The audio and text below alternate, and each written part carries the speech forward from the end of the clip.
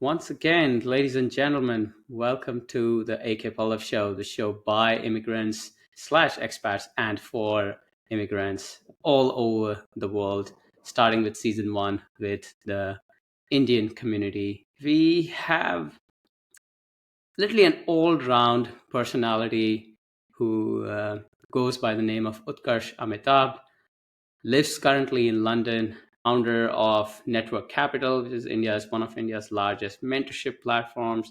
Along with that, he's a writer for Harvard Business Review, is a world economic shaper, and also at the same time has been an INSEAD MBA and a Chevening Fellow at Oxford, if I said that name correct. Utkarsh, You really, did. really Thank you. happy to have you here today. What I would like to almost start off with, if you can give our audience a quick summary of how you moved across these different experiences and how, particularly, I was very interested because they are not necessarily all in the same direction. Like you also had a Hmm. stint at Microsoft. How did your motivation, how did your why shift over these years? And what is, let's say, the key driving force behind everything that you do today? Thank you very much. I'm very interested in understanding how social networks can be used to advance social good. And that has been the connecting thread in all of my experiences. So after INSEAD, I joined Microsoft and I was there for close to 6.5 years. And in that time, I got a chance to help build India's first smart village, support Microsoft CEO on a few projects, take up the World Economic Forum engagements in Davos, and really understand how technology is creating a tectonic shift in different industries from education to agriculture. And I thought it was an ideal job for me after business school. And I'm really grateful because also at Microsoft, I started a side hustle, which was network capital to use social networks to democratize mentorship. I'd spent time on nights and weekends doing that. But in 2020, in the middle of the pandemic, I decided to leave Microsoft and do network capital full time with the thesis that as a side hustle, if the movement has come along this much, perhaps if I do this full time, I can scale it to the next steps. And Pallav and Akshay, we raised funding from Facebook, as you may know. And then 1 year after that, an internet infrastructure unicorn acquired a stake in the company, which is where I serve as a CMO in addition to my role as CEO. Even for my PhD, which is also at Oxford from the Chevening Fellowship, my master's in moral philosophy, all of them have been focused on fairness and expansion of social networks. So that's the connecting thread in all of my endeavors. And yes, it manifests in different forms in writing, academia, business, investing, and so forth. But if one has to figure out a thread, that would be it. How early on did you know about that thread, and how did you come to know about, like, this is what you feel like is a cause worth fighting for? I started having this realization fairly early on, but I didn't know how to act on it. So pre-MBA, I worked in nonprofit, Teach for India, and before that in consulting. But I Hmm. did a year-long fellowship at Ashoka University called the Young India Fellowship, where we study liberal arts. So that was a really great um, postgraduate degree before an MBA because it exposed me to the magic that happens when you're studying or connecting with people from different domains, from anthropologists to philosophers to people interested in tech and strategy. And then at INSEAD, we had classmates from over 100 countries, often coming from different political, social, and cultural backgrounds, but united in trying to create a meaningful career. And in Microsoft also, which looks like a micro United Nations in a way, given the sheer diversity of immigrants and people from all cultures working towards a common goal, I said that there should also be a social network, something which is an amalgamation of my various experiences that helps people connect with each other, help them advance their careers, and essentially make the tricky process of figuring out meaning and utility in the age of AI with a sense of adventure and possibility. But I didn't necessarily know what kind of product, what kind of business model would it take? Would it even be a business or would it be a side hustle forever? So these questions were something that I tinkered along from 2016 to 2020. And as I write in one of my Harvard Business Review essays on career transition, that I'm a strong believer in taking very measured risks when we should take risks. But I do not come from the school of thought that the day you have an idea, the next morning you should jump up and actually do it. It may be right for some people, but I advocate for a scientific approach, which is test it out, measure data, see if it's a business, find 1,000 true fans. And if you're able to retain your motivation through the process, then by all means go all in. I love my job at Microsoft, and I did really well. I connected with some of the most interesting leaders, including but not limited to the CEO, who's exceptional. But I didn't do a startup because I didn't like my job. I learned quite a lot there and then did the startup, and I was quite happy with myself. I was also going through some very interesting and wonderful personal changes, and that contributed to that decision as well. So I've always advocated for taking a very holistic approach towards life and careers, because there's no work life, there's no career life, they're all one. And Mhm. I'm very happy with the fact that the day that I spend today is on my terms, and it's at a pretty healthy mix between doing stuff that matters to me, doing stuff that advances my career and that of others, and that's what energizes me. So I have a question about your stint in Microsoft, and you also rightly pointed out that you belong to a school of thought, which is let's say different from what we hear usually, what's popular in the media. How would you describe the process of figuring out the side hustle, Hmm. yet maintaining it sustainably while doing good at Microsoft, which is, I'm sure, would had its own challenges and demands at that time. Yeah. How did you? What was the process like? And probably that answer to that is may resonate with many of our viewers as well, who might be in a similar spot. So, Pallav, one advice that Satya Nadella once gave me when I reached out to him in one of our meetings in Davos was that, hey, this is what I'm thinking. This is my side hustle. It's going really well. I am passionate about this idea.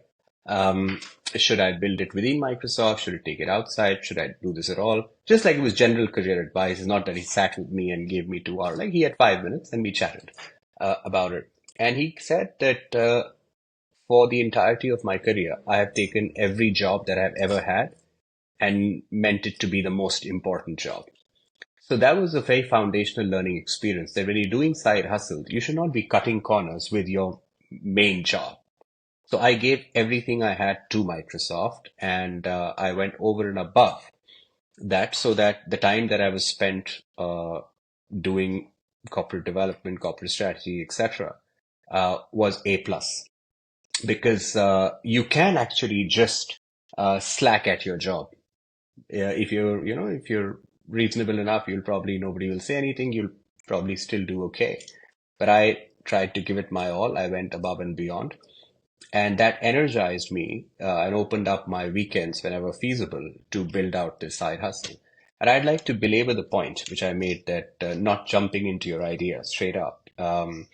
It's because my parents are academics. Like my father's a doctor, my mom's an academic. Like we grew up in a academic middle class household in India. Then INSEAD, the MBA, I'd taken a loan, so there are financial responsibilities as well. And Microsoft pays well, but you're not exactly in a position where instantly after graduation or a couple of years you're financially free. You have to work your way through it. So I wanted to be financially responsible. I wanted to be do justice to my idea, and I wanted to, give everything to Microsoft. And it took me 4 years of testing and tinkering from 2016 to 2020. And it was actually the right thing to do for me. So everyone should sort of figure out the time that it takes. For some people, that conviction could take a day, a week, a month, or years. And this is something that they must figure out themselves. So for me, I've realized that building the 1,000 true fans who I knew would be able to champion network capital wherever they went gave me a lot of confidence that even if I don't get 1,001st person to become a paying subscriber of network capital, that income would be able to be enough for me to be able to do what I want. And it would make the company be in the right direction. But the beauty of having 1,000 true fans is that they tell their friends and their friends tell their friends, and slowly the movement grows.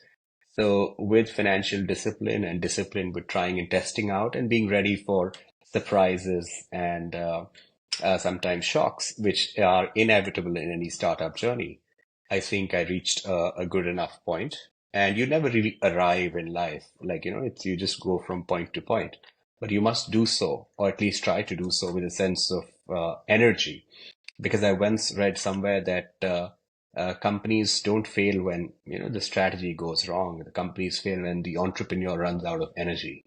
So I've tried to, just wake up a bit more energetic than I did the previous day. And just for our viewers and also for us, would you explain briefly what is network capital and Sure. like what's the model? Who are the target audience? What are you trying to accomplish as a mission? So my theory is very simple. Most people are confused about their careers most of the time. And even people who are in jobs that they like, they're typically looking for the next jobs. So career transition is an omnipotent, omnipresent phenomena. But there isn't exactly an organization who provides structured mentorship and career coaching, at least not the ones that are affordable to people. So network capital's core infrastructure is network. We have one of the world's largest social networks of verified millennials and Gen Zs. And these are ambitious people who want to do really well. People like maybe like you and Akshay are good examples of the kind of members that we have. And these members are useful because they provide mentorship to people who can learn from them. But even people who are reasonably successful need mentorship from, say, senior executives. And senior executives need mentorship sometimes from younger people. So this sort of circle of mentorship needs to be there. So we said, okay, let's build a social network. Let's add products on top of it, which would be cohort-based courses, podcasts, newsletters, an entire tribe of mentors that people can book time with. Essentially, people pay for outcomes.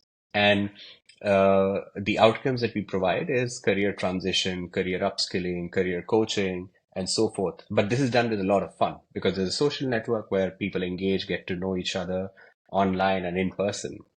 And the business model is very simple. It's a subscription-based company. So people pay a monthly fee to be a part of Network Capital. And as part of that, they get newsletters, podcasts, access to our network. And then companies pay for Network Capital as well because they want their employees to get structured mentorship and career coaching to be able to do their job well. And B2B is like a strong contributor to the revenue. And B2C is what makes network capital really interesting because people tell stories to other people. We also have a tiered business model. So this is the straight subscription for companies and for individuals. For companies, it's on the higher side. For individuals, it's more affordable, $250 a year, $250 a year. And then people occasionally pay for outcomes as well. So if somebody is going through a really important interview or wants to make shifts from, say, sector A to sector B in 6 months, or wants to get into a particular school, then they are matched with mentors who spend 50 hours with them, and the ticket rate of that is $5,000 plus. Because the upside of that career decision going round is, I think, 100, 200,000, maybe even more. So we've just made it possible this way. Network Capital also serves as a partner to Niti Aayog, running the world's largest mentorship program for kids. And we've recently joined hands with the World Bank as well. Great, yeah. Thanks for explaining that. Yeah, and um, in terms of, because right now you're doing a mix of things between what you're doing at Oxford, between what you're doing with Network Capital. How is your current portfolio structured? Like where's your time going, and how do you kind of Yeah. prioritize and pick and choose between them? Because it seems like, of course, there was Microsoft and Network Capital first, and now there's Network Capital Yeah. and a few other things. So how has that A kind whole of range of transition been? stuff. Yeah. Yeah. How do you Yeah. put all of So them after together? this, How do you see them how do together? I structure my time? Yeah. So, Network Capital, I'm the CEO, and the company that acquired a stake in Network Capital, I'm the chief marketing officer, which is again understanding intimately how social networks can be used to scale the infrastructure that Fire has built. So that's employment, CEO and CMO of these two companies. But I've always been super interested in academia. So my master's in Oxford is in moral philosophy. My PhD is understanding social networks for change maker movements. So what I do, I typically try and add an academic dimension to it. So I've always studied, like pre-MBA, I was at Ashoka. Then for my MBA, I was at INSEAD. Then this evening fellowship at Oxford, primarily because I was interested in the work on social networks and to figure out whether I really wanted to do a PhD or not. And then the master's in moral philosophy was purely out of interest. I think philosophy everyone should study, and Oxford is a Mm. nice place to live and breathe. So I decided to go for it. And PhD also, it was something that advancing academic theory on social networks matters to me. And in terms of structuring time, I think discipline is key, but also realizing how different aspects of your life connect. So a big part of my role as a CEO and CMO is to write about things that I'm interested in, write about things that I'm researching. And where do I get my ideas? I get my ideas from speaking to people, interacting with customers, but also from reading academic texts and using some of these theories to make them available for the business reader, the ambitious millennial Gen Z, or the CEO sitting, say, somewhere in New Delhi or New York or any place of that sort. And that's the power of writing. Of course, Harvard Business Review is a great journal, and I'm very glad that I get to write for it. But even if you write on, say, a social media platform, the act of writing is a great provider of clarity. So it doesn't matter where you get published; it's the craft that matters. And eventually, if you keep trying, getting published is the easy part. But having the discipline to look at the different areas of your life, I think that's where a lot of people find it challenging. How did the by the way, and again, some of these activities that you do, they just sound like super cool, and also really you've gotten definitely a really good list of brands who are well reputed in their field for what they do. How did some of these opportunities actually materialize? Like maybe you can take one or two examples of one which perhaps had some interesting story behind it, and if someone wants to do the same, how would they actually find their way into contributing to Harvard Business Review, or finding the fellowship that you're doing? How would someone Yeah. find their way into it? So for academia, right? Like I think both Pallav and you have MBAs, as do I, and the ROI on something like an MBA is very clear. But say an ROI on something like a degree in moral philosophy is less clear. Hmm. Um, and similarly, like, if you have quite a few degrees, you don't necessarily need another fellowship, but you have to just realize what's important for you. And I think that's the guiding question for me. I worry quite little about what others are doing. I mean, if something really Hmm. matters to me, I go for it. And that's essentially been the process. So for the fellowship at Oxford, there is a very standard application form, and they select 12 people from India, to India and Sri Lanka, I believe, or South Asians, to get this fully funded opportunity. And they typically take people at the intersection of research, tech, and science, because that's the focus of the fellowship. So I thought that I had a really interesting point of view to add there and apply it. Once I got there, I realized that some of the things that I was naturally interested in, like what, say, Aristotle has to say about happiness, or what John Rawls tells us about fairness, the veil of ignorance, and so forth, um, or how mimetic theory can be used to understand startup culture, would be fascinating to study. So then you apply as a regular student, and you present your facts, and it's up to them to take it. And the PhD application tends to be a lot more competitive because it's also fully funded and quite a few people apply. But it was important to me, so I like went about. The writing example is there is no playbook per se. So you can write to become popular, you can write to express a point of view, but I wanted to write for the intrinsic value of writing, and I did want to get published a bit. My mom is a pretty well-known poet. So I had some training in writing early on. Nice. But she writes about literature, and I write about business. Now doing a little bit of philosophy literature. But I had to go through the regular process like everybody else, like pitching to various publications. And I started by getting just writing for blogs that might publish me. And I pitched to the World Economic Forum a couple of ideas that I had in mind. A few of them got picked, and the one on finding a meaningful career got became really popular.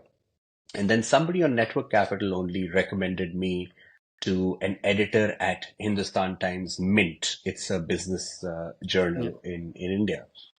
And the editor met me, and she conceptualized a series with me that, hey, do you want to write about how millennials and Gen Zs think about careers? I said, I'd love to. So initially, the contract was for 3 or 4 articles, but I think that column became really popular. So it became like a weekly thing. So every week I would churn out a well-researched article on careers and work and meaning. And one of those articles on becoming a deep generalist became very popular. Then somebody from Sage Books, the publishing company in the US, they approached me for translating this into a book, which I did. And for my next book also, the process was very iterative. You go from writing a blog to writing for a journal to writing for a newspaper and then getting a book contract, but you just have to keep at it. The HBR one was also like, it's a process of compounding. You do one, start small, and then keep going. This podcast, maybe you both are doing it as a passion project right now, but if it really blows up, who knows? You may start a media company, you might build a community around it. So it's all the wonders of compounding, I'd say. Yeah. So you already mentioned a couple of times about your parents and about your background. So maybe would like to change gears a little bit. And why don't you share a bit about your background, where you grew up, Yeah, what kind of family situation you grew up, and how did you figured out your career path, so to say, yeah. going for bachelor's and then master's abroad. So just maybe throw some light on like how was your childhood like growing up. Yeah. So as I mentioned, my mom is an academic and a poet. She's the winner of the Sahitya Academy Award in 2020, the first woman poet to win so. And my father is a doctor at a government hospital called Saptajang Hospital in New Delhi, which is, I believe, the largest hospital that does public service. And he retired a few years back, and now he teaches in university and does private practice. My brother is a trader at BlackRock, and he's now doing his MBA at Chicago Booth. My wife, Kira, she is a quantitative engineer, and she used to work at Facebook, and now she works at a pre-IPO company called Sector Alarm, which is a Norwegian home IoT company. Just growing up, both my brother and I, we played a lot, we read a lot, but we enjoyed this unconditional love from our parents, and that really helps you to develop deep confidence in yourself as a person. But if you live in a normal but academically inclined middle class household, then you want to do well, or at least the expectation is that you want to do well at the traditional metrics of success, which are academia, jobs, this and that. So I wouldn't say there was a lot of pressure from my parents, but I think there are certain societal expectations that all of us need to fulfill, and that may not be unique to India, but it's definitely pronounced in South Asia, I would say. So just navigating that and then trying to really build my category of one doing what I do today has been again a very iterative process. I didn't wake up from my engineering, which was at Delhi College of Engineering, and say that, hey, I'm going to quit engineering and move into acting, which was something that I did quite a lot and still do. But I started doing theater on the sides, became part of dramatic societies, performed in India Habitat Center, Kamani Auditorium. These are places in Delhi, and eventually ended up doing a short movie. So most things in my life have been gradual, but intentional. So I wanted to really do something in acting, which my father was quite nervous about. That he thought maybe I'll leave engineering and become an actor or something. Um, but I didn't do that. But I kept to the craft, which was theater and so forth, and it remains a cherished memory. So that's the background in which we grew up, a warm and loving household, with some expectation of how the academic life should look like. But that was, I think, is a more a reflection on society than anything else. I really want to pick on your statement about growing up in a really loving and a warm household. And you live in, or you have lived in Europe as well. And when I moved to Europe, or actually started interacting with Europe and Europeans in a work context and outside work, it was an eye opener that the thing which we Indians, or most of the Indians, take for granted, a warm and loving household, most likely parents who are still together lovingly, it was such a rarity in Europe or in the Mm. Western culture. I don't know what are your thoughts on that, because it still amazes me, and also at the same time makes me feel full of gratitude that I came from that background where I had such loving parents. So my parents are Mm. still together, which was almost like a given when I was within the Indian cultural influence. And it's such a rarity and a gift when you interact with your Western European counterparts. And probably I think your partner is European as well, and you, I guess, work or spend a lot of time with Europeans. What do you think about this, Yeah. say, a given gift to a lot of South Asians, which we probably appreciate or not that much? Well, I think you've picked on something really important. Yes, my wife is French Lebanese, and the culture of France is very different from the culture of Lebanon, and it's very different from the culture in India, which is very different from the culture, say, in North America. And these cultural differences are real. So even at INSEAD, I told you, like, out of 500 people, they were from 100 countries. So every fifth person sorry, like, one in five people is coming from a different background and all of that. And reconciling with the fact that there are lots that unite us, like we are very similar, we all want many similar things. There are also cultural nuances that become even more pronounced when you say share a life with somebody, or work with somebody, or build a company with somebody, or go on a vacation with somebody. And Erin Meyer, a professor at INSEAD, has written a wonderful book called The Culture Map, and then a book on Netflix culture, which provides some useful academic frameworks to look at it. But from my point of view, despite the significant international exposure that I had over the last decade or so, it's still an iterative journey. I mean, you see something, you get surprised, you laugh about it, or you laugh at yourself, or you laugh at the situation, and then you move on. Um, Without trying to feel shy of your culture, which am very proud of, our heritage and where we come from, or without feeling any compulsion to change other people and what they believe and how they conduct themselves. Because pretending that there isn't a difference and we are basically the same is true. Like, we are basically the same in almost all aspects, but in many aspects we are not. Like in India, like the way we think of boundaries, the way we think of how much time should people spend with each other, how much should people hang, what should people talk about, is very different from that in other countries. And I don't think people understand this intuitively, but somebody needs to make the effort, right? Like, either the person on the other side, let's say, or people on the other side, let's say European folks and Indian folks, for simplistic. I think the effort should be made from both sides to be able to come to a normal in which we can thrive. If we find ourselves becoming overly European and forgetting our Indian ethos, I think that's sad. And the opposite is that also sad.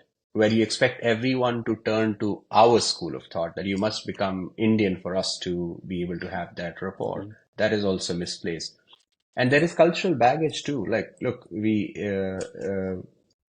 most people or many people have been brought up in this environment that Europe equal to good and not Europe equal to less good in many aspects. Let's say coolness quotient, for example. Foreign trips used to be a thing in the 90s. And that is changing because India is a pretty strong country and a powerhouse in many ways. But it's also despite that, I think the confidence that Indian immigrants have in shaping the world order is not just because many CEOs lead big companies, which also helps, but it's also this collective national confidence that is emerging, which I think is a fascinating phenomena to study. Like figuring out the immigrant confidence, especially doubling down on the Indian immigrant um, change in attitudes over the let's say 5 decades. I think will be a fascinating academic study. And um, and how did your transition happen? Like, when at one point in time did you decide, or with your parents or without them, and hey, I want to pursue education or move outside of India? And the second thing, which I think connects to our this recent comment, what kind of set of challenges did you face when you moved outside of India the first time? And how do you see any aspirational immigrant or from India or South Yeah. Asian countries who is planning to do so? What are things which you have usually seen South Asian immigrants face challenges on? Yeah. So And feel sorry I I interrupted you, and feel free to mix both the personal and the professional side on this one, because I think yeah, both are incredibly sure. relevant. Yeah, yeah. So by my first, I've gone abroad a few times, but my serious adventure living abroad started with INSEAD when I went for my MBA.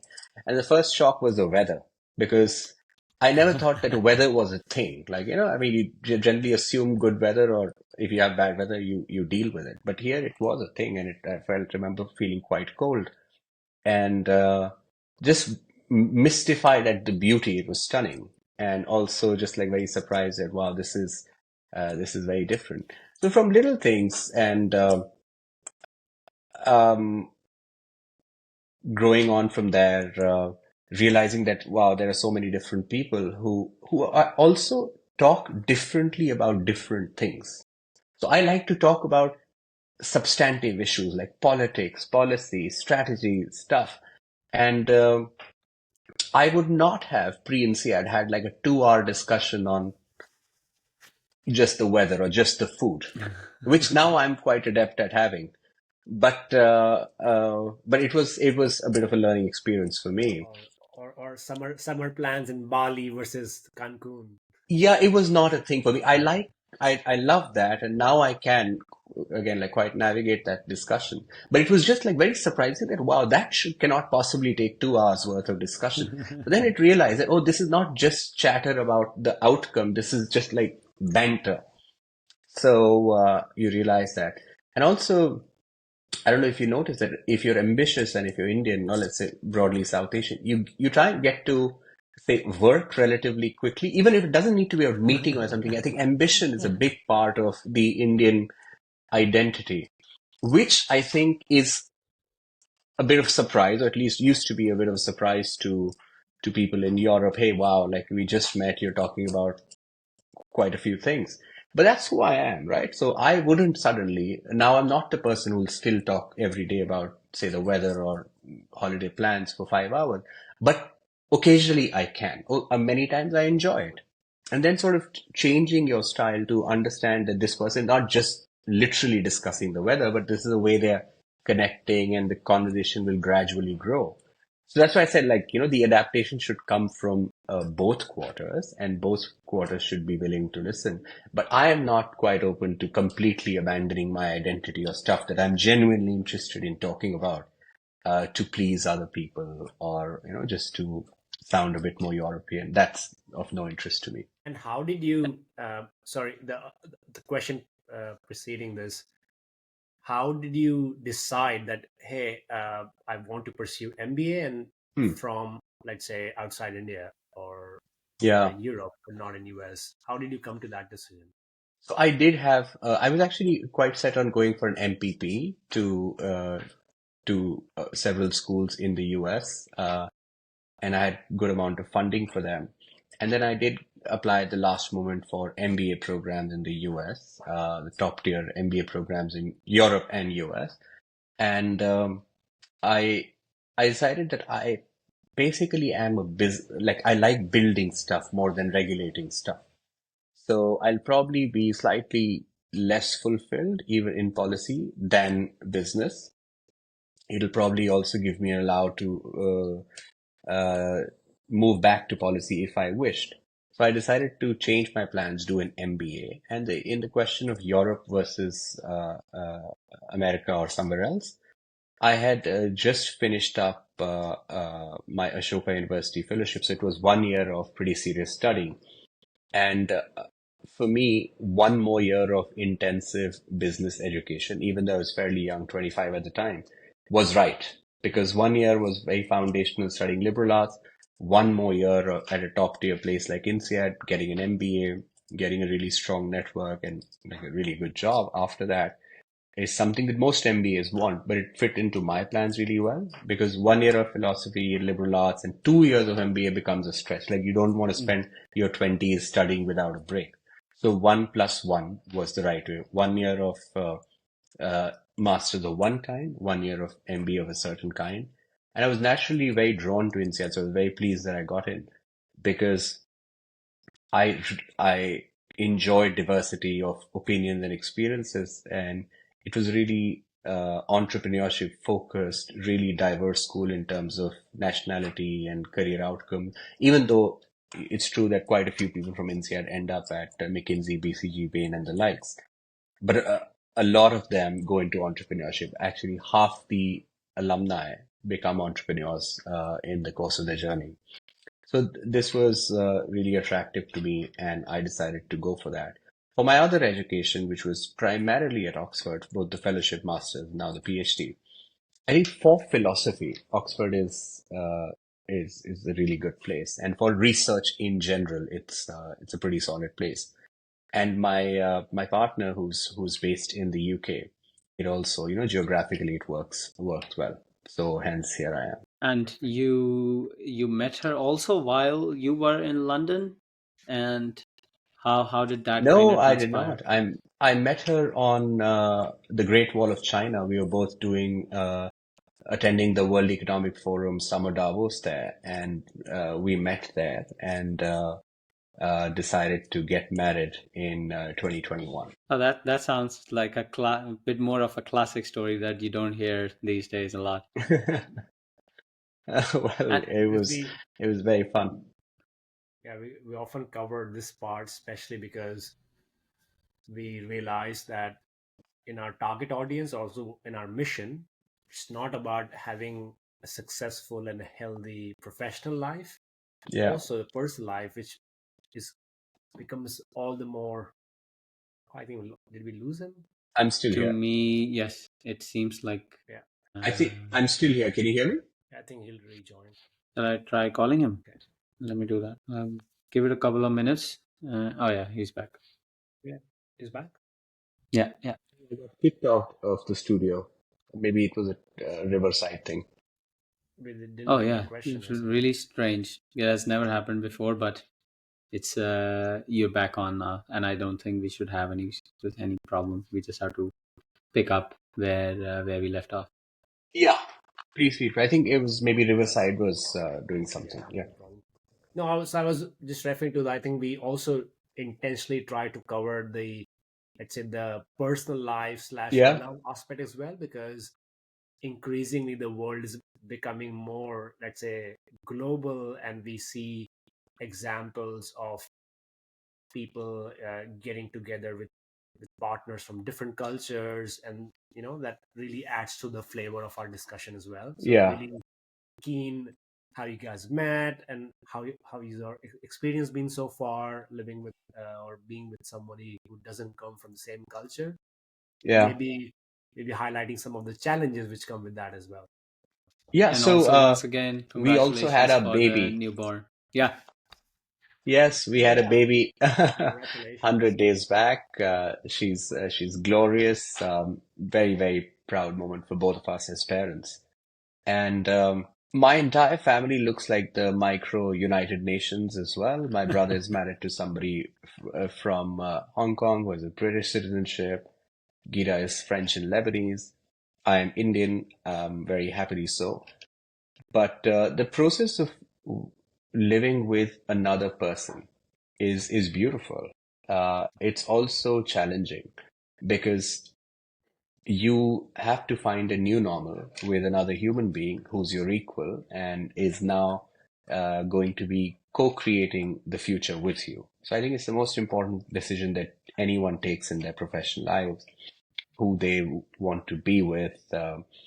And when it comes to people from different cultures, it's a great opportunity to learn about a whole new world, perhaps pick up a language or two, and also again like really appreciate cultural differences and cultural nuances. And assuming good intent helps because there will be friction on points big and small, but just assuming that the intention is towards advancing good and we just have to work through the logistics and figure out the nuts and bolts, I think is a much healthier way to deal with it. Because if you don't assume good intent, things can get very tricky, because you wouldn't know sometimes whether your friend or your partner or your business collaborator, whether they are attacking you as a person, you as a professional, or your entire culture. And depending on what is the case, it's your response can be modulated. So assuming good intent has been really helpful, because even at work, network capitalist people from all around the world. Of course, I told you about my personal life. And I have found this particular process to be intellectually very interesting, intellectually very challenging. But overall, I would strongly recommend it because, again, I went into it with eyes wide open.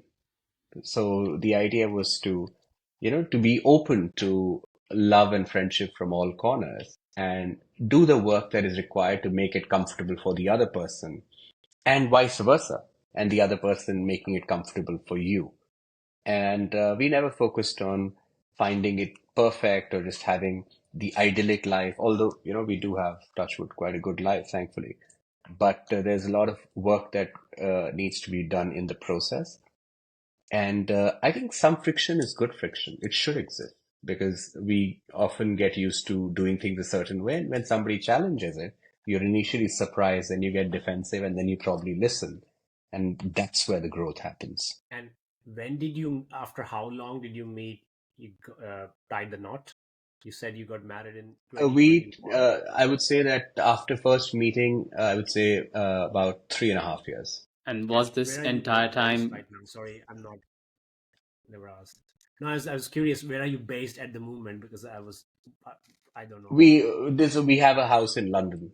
That's where we live.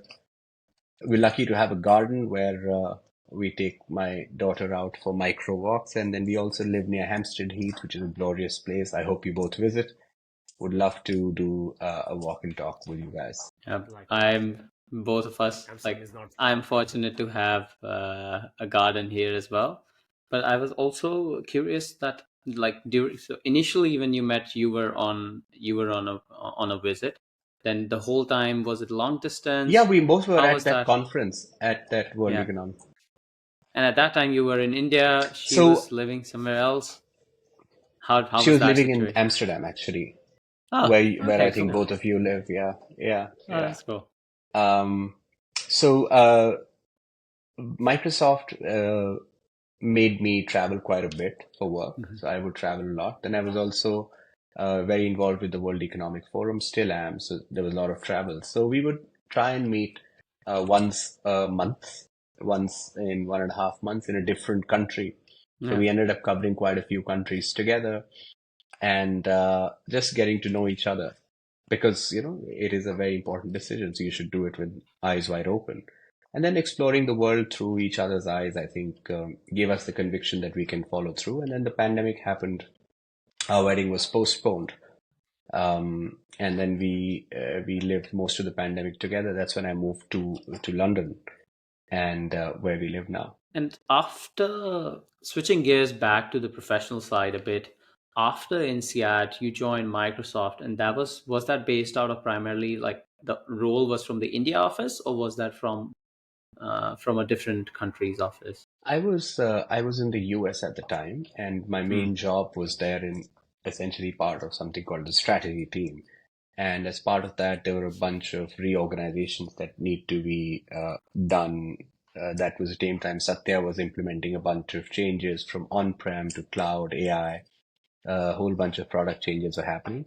So I was responsible for one aspect of the pie on corporate strategy in the US and then eventually in India. And in Microsoft Yeah. also, I ended up doing quite a few roles. I worked closely with the chairman of the India office, worked in business development and also on the public policy and government affairs for a while. Yeah. Yeah. The reason why I asked that also because so far in our conversation, I've definitely felt that you've gone through, there's quite a big variety of journeys that you've gone through with different organizations. I would like you to maybe think back and pick in that roller coaster what were perhaps emotionally maybe one which was like the highest moment and one which was perhaps a difficult one, and what happened and how did those kind of teach you some lessons that you might want to share with our viewers? Yeah. Let me give you a few that come to mind. So one is a fun one. I mean, this particular moment may not have a very big strategic value or anything. Once I was lying in my in a flat where my girlfriend at the time used to live, now wife, and I was heading to Davos for some work, and I stopped by in London. And our phones were very similar, like most iPhones look the same color. So she picked up my phone by mistake, and the email like, that shows up on your display was from Satya Nadella. And she was very surprised and I think visibly impressed that the CEO of the company is emailing him. That felt very proud. But as I told you, it was not a particularly consequential moment, but it was fun. It was really fun while it happened. And then in Davos at the time, the Prime Minister of India was visiting, and I was sort of managing how and what the Microsoft discussion would be, and also coordinating with the Prime Minister's office. And there was a storm that evening, which meant that Satya Nadella and his team were delayed quite a bit. And there was no clarity on when the Prime Minister of India and his team would they wait, who would wait, how would that look, and so forth. So I coordinated with both parties in parallel and set up the discussion on that. And then we ended up talking about the smart village that we'd built in Maharashtra, and that led to quite a few engagements after that. But navigating that, sitting on some of those meetings, and really driving the agenda forward for India and for Microsoft under the guidance of two very prominent leaders was a great learning experience. And in terms of the most difficult period was, I would say that Network Capital's initial product, the minimum viable product, was built out of Facebook. And Facebook worked Yeah, with I us to remember. build a subscription. Oh, it's still active. Build a subscription layer on top of the Facebook group, which was ideal for us because we had quite a few people, many of them wanted to join. And then one day we just got an email that they are finished stopping that subscription feature. And this group, like the subscription group that we had created, would be archived. Oh. That meant that the entire business model would be, thrown out of the window, and everything it'll all be undone. Like all the efforts, which was like hundreds, maybe thousands of hours of effort, would become zero. So I was like, wow, this probably maybe comes to an end now. We have to look for other ways to exist and so forth. That's when we actually moved from the Facebook-based subscription group to Network Capital TV, migrated all our video-based content, audio-based content to our individual platform. And making that happen was both challenging and quite rewarding. So today, this is before being funded by Facebook. But this particular day, this particular process in the middle of the pandemic really pushed my boundaries of how I could manage what I could do. But yeah, it went well eventually, not at the time. Yeah, and yeah, On go your on, Paul. second example, yeah, on your second example about the World Economic Forum Davos, you said you were under the energy of two great leaders and also the people who work close to them as a right hand I said people. two prominent leaders. Yeah, two Yeah, prominent leaders. yeah. So what are you worked with Satya Nadella before as well, I think, on certain engagements. What Yeah. did you learn? What did you observe about their leadership style? Both the one was the corporate leader and other is a more political leader. Did you picked on certain things, the way of thinking, the way of doing things or executing stuff, which you think was something really unique about them or their office? I would say that I do not have a working relationship with the Prime Minister. I've just occasionally met him and seen him.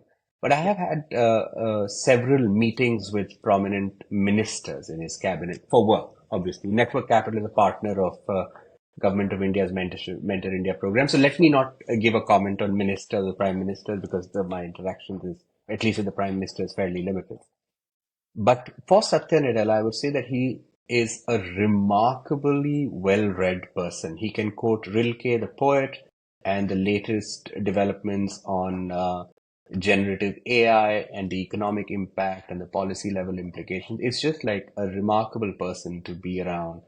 He's also warm. He remembers you. There is no reason why he should reply to like a young leader going to Davos. Even if he works at Microsoft, he has better things to do, or at least more seemingly pressing things to do. But he took time out for me. I obviously delivered. I went for those meetings very well prepared and strived to add value to Microsoft in every possible way. But he was very attentive. He's warm and personable. And as he often talks, he's somebody who brings a lot of energy and clarity into the room. This is something that he tells others that this is what leaders should strive, but I see him do that really well. He makes the thing clear, he's decisive, and he energizes people to do so in a non combative way. Like he won't come and start like, becoming a military leader and start yelling at people or, disparaging people. That's not his style at all. And I think in today's world, that's the need of the hour. and the other question which I have is, you were already seems like doing pretty good in Microsoft. You also mentioned that you gave it uh, all, and you also did A plus. And why uh, did that thought cross your mind about continuing on that journey? Because there's also a very relatable role model in front of you, Yeah. maybe towards the path of becoming chief executive, or in that direction. Mm, And how I know that you got the conviction to pursue network capital full time in about 4 years, but I'm sure that thought might have crossed your mind. It's like, hey, I have a clear path in front of me. mm, I'm doing well. Plus, I also have relatable role models whom I'm interacting, exchanging information mm, and ideas. And how did you navigate that mm, decision? Because not, I have to say, we have a lot of our peers, but not everyone gets to see that kind of exposure. They might be working mm. great companies, but not everybody is brushing shoulders on a regular basis with world leaders Yeah. or leaders on big company as well. So Pallav is it was not a, like I Satya was he and I would not work on uh, projects every day. I Yeah, occasionally no, once no, or I twice a understand. year Yeah. supported him, and that was a fantastic learning experience for me. Hopefully, he learned a thing or two from me, possibly, but it was definitely not a daily interaction. I wish that were the case. But yeah, it was phenomenal. I think I would have done quite well had I stayed on in Microsoft. But I was very happy with my learning, and I was ready to take on the next role. And there is a framework which Jeff Bezos has talked about, which is called the regret minimization framework. Maybe in your show Yeah. notes, you can add the article that I had written on career transition on Harvard Business Review, so I talk more about it. But you regret the things more that you never try. And I wanted to not have that regret of what if. So I went into building network capital with a very clear understanding of what is my worst case scenario. My worst case scenario would be uh, not so bad actually, because I had done a lot of trial and tested. I'd built 1,000 true fans. It made a little bit of money, and the path to growth was clear. Not definite, but clear. And once you're very clear and comfortable, and it could all go to zero as well. Once you're comfortable with how bad things can be, then you become a bit more daring, I would say. So for me, I didn't want to have too many regrets. I had maxed or maximized the time that I'd spent in Microsoft, giving it my everything, building really strong relationships, developing technical acumen, networks with the partners and peers in the industry. So I felt ready academically, professionally, and so forth. And I didn't feel too crippled, but I would be lying if I said I was not anxious about the change. At the same time as moving countries, starting a new life, getting married, um, and this was all happening in the middle of the pandemic. So was there a scenario where I would be, say, 10x worse off than I was while at Microsoft? Of course. Uh, but thankfully that didn't happen. So yes, I remember feeling reasonably anxious, but not crippled with anxiety. I can definitely relate to that, man. I think it's now my sixth, yeah, my fifth week that I left my job at Booking.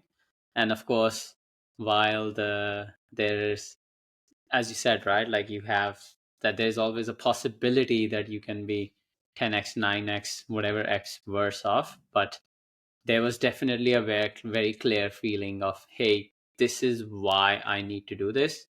And I would have absolutely no regrets. I would have some regrets if I don't do this now. And but of course, there are the highs and lows of this journey of exploration that you go on. And of course, it was good in your case. Of course, you had a fairly good foundation already laid out. You had a clear growth plan, which definitely adds to that sense of stability, having a plan that you can follow. But I think personally, now being in that journey in a way myself, like I think Hmm. even a lot less than that would be completely fine for people like us. Like you've gone to INSEAD, you have an MBA from a very reputed business school, you've done a job at Microsoft, which is one of the best brands in the tech world. You will be more than fine no matter what direction you go after. So 100% makes sense to take that leap of faith. Yeah, man. Of course, One has to be multiple very clear. factors. Yeah. One has to be very clear that things can go awry, and things do go awry for some people. Actually, for several people, it could. But if you work hard to develop the kind of insurance in your early 20s, mid 20s, I think that's helpful while taking risks. Again, this is not the only way, but I think this is definitely one way. All right. Awesome. I think from my side, we are pretty good. This was, unless Pallav has any other questions, otherwise, I think we can slowly Yeah, I just bring have a this parting to a. question, and Yeah, as go on, Pallav. we ask to every expat whom we have interacted with, what's your current relationship, both emotionally and time invested, with your parents? Because I do understand they're still in India, Yes, they're or still in India, but my mom came to help out with my child. She's actually still here, and it's been absolutely okay. blissful to have her. I'm very close to my parents, and I'm very, very, very glad that my mom is here. My brother and his wife, my sister-in-law, they visited last month. We got to celebrate his birthday. And yes, family means everything to me. Friends mean everything to me. And family and friends are more important to me than absolutely anything, including work, of which I take very, very seriously, as both of you know. But if I had to pick an order, I would definitely have family and friends as the most important core value to my life. And what are those two or three things why that is the case? Is it because how they supported you in your journey, or what kind of values you imbibe from them growing up, or like what are those two or things would you say that why that is the case, the family is number one? Family and friends, I would say that the family and friends Yeah. are together number one. But yes, I'm one of those people for whom family is very important. And the primary reason is that you get to share so much of your life, both good and bad, with your friends and family. And it just creates like a large canvas on which you play. And of course, there's a lot of giving and taking and sharing that happens. But that's a constant, that's who you are. Work is what you do. And especially if you love your work, it's an important part of your being. But who you intrinsically are is shaped by some divine forces and some which is family and friends. So that's your core, everything else comes on top. How do you feel about your connection to India at the moment? I would say it's pretty strong. Network capital still both paying and non-paying users. I would say 50% plus are Indians or of Indian origins. We collaborate with Government of India's Niti Aayog free of cost. We support them run the largest mentorship program. And I think India is going to be an even more interesting and even more strong country in the decades to come. Of course, macro factors are in our favor, but it doesn't Sure. actually matter which political side wins or remains winning. I think Indians have this confidence and clarity now, which I think Yeah. will be good for the world and good for us. Would you see yourself hypothetically moving back at any point of time for any reason? How do you see Uh, that? yes, that could be considered at some point, but it's not imminent. It's not something that I'm Hmm. exploring immediately. But yes, it could. Yeah, I think that's both of these, and especially I don't know if you read a lot, so you've probably heard about the hero's spiritual journey. And I Yes. think someone who goes on the path does find that their roots are where at some point of time that journey kind of takes them back to. So that's Yes, that's always true. a possibility. Yeah, yeah. Interestingly, 2 days back, I wrote a newsletter. I mean, not on Hero's Journey, but essentially what Odysseus teaches us about life and startups, etc. So, I love classics, love learning from all spectrums of life, and it was really a pleasure speaking with both of you, Akshay and Pallav. Yeah. I Likewise, think and we're thanks gonna for have a inviting me. lot of Very links for the interesting. footnotes. And on that note, we can say a big thank you once again, man. Really had a good conversation. Cheers to both of you. Have a great day. Bye.